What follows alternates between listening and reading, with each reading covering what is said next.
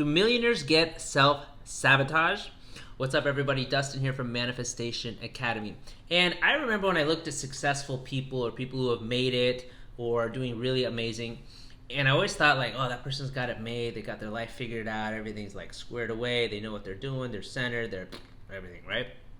But what I have learned is that's not true at all. And I was actually at this conference where they were teaching us how to buy businesses. And in the room, pretty much everybody there was at least 7-figure net worth. A lot of people were 8-figure net worth, and some were even 9-figure net worth. Certainly some of the speakers were as well. And one thing that there's like 5-6 speakers, and one thing that all the speakers talked about in common was imposter syndrome. Self-sabotage, imposter syndrome. Where they had issues at one time or another of not really believing they deserved to be where they were. Not really thinking they were worthy of being where they were. If they were talking to someone who was maybe on their playing field or even higher, they was kind of like, why me? Like, why am I so special? Like, who am I to be doing this or accomplishing this? I have to pinch myself that this isn't real. These kinds of things. So this is something that never goes away.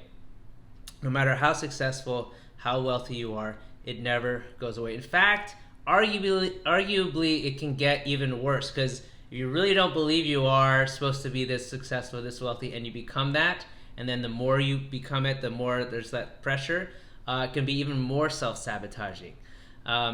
There's a saying, I'm not going to say it right, but we all have these insecurities, but the more money that you have simply means you have more money to spend on compensating for these insecurities. So, with whatever it is. So if you're concerned about your height or your look, you used to have to deal with it. But if you have money now, you can do surgeries and things like that to try to compensate for it. But ultimately, it's an internal game. It's not going to be an external thing. It's an internal game. But so I wanted to share this because everybody has self-sabotage. Doesn't matter how wealthy or successful you are. Everybody still gets it, because that's just part of the human condition. That's part of the human mind. It's part of the human brain. It's part of the human experience. It's the energy that flows between us. It's the energy that flows from us. Our brain is designed to do one thing, and that's to survive. To survive, it's designed to keep us out of danger. It has this tribal mentality. What could get me expelled from the tribe? If I stand out, if I try to do something but I fail, if I get criticized, these are the things that it's constantly on the lookout for. And this happens whether you're making $10,000 a year, $100,000 a year, $1 million a year, 10 million, or whatever it is. It's happening at all these different levels. And again, I was around these very, very successful people who you would not think had this self-sabotage or this imposter syndrome, and they all had it. They all shared that one thing. So I just want to share that so you know that that's what's going on too, that it doesn't go away. And don't think that people who are quote unquote up there who have succeeded don't have the same sort of issues as you.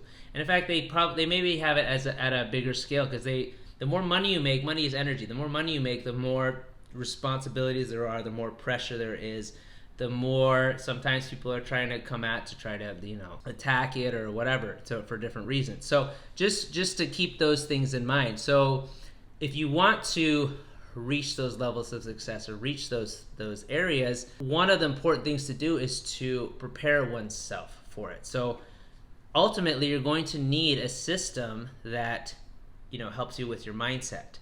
And it's better to develop it now when there's not attention on you, when there's not big responsibilities, when mistakes you make are $10, $20, $100 mistakes, not $10,000, $100,000 mistakes, because that's what gets amplified, right? So create that, build the blocks, build the foundations of wherever you're at, and it's going to help you succeed later on. It's going to help you make less costly mistakes later on. I love my 3-part formula for success for anything, for any area, and it's right here. Let's say it's wealth or business, relationships, finances, health, whatever. It's learning in that area. So learning about that, reading books, podcasts, seminars, getting in the environment and learning what are people who are succeeding doing in those areas. Then taking the actions, F and C, being focused and consistent in taking the action, so not getting off track, not dabbling, but actually staying focused, being consistent execution. And then third is that handling your self-sabotage, handling your imposter syndrome, developing strategies and techniques. One thing I use is affirmations and visualization to help me expand my mind to see who it is that I want to become. But even that's not flawless, that's not perfect, because there's an ever-growing expansion, so I have to continuously expand myself. So it's not an end-all be-all, but it certainly helps in the path and helps with the moment. All right, so I hope this video helps you. Please like this video, please subscribe to our channel, and let me know in the comments below what you think, and if you want more, if you have any questions, I'll do future videos like this on that question. Talk to you guys soon.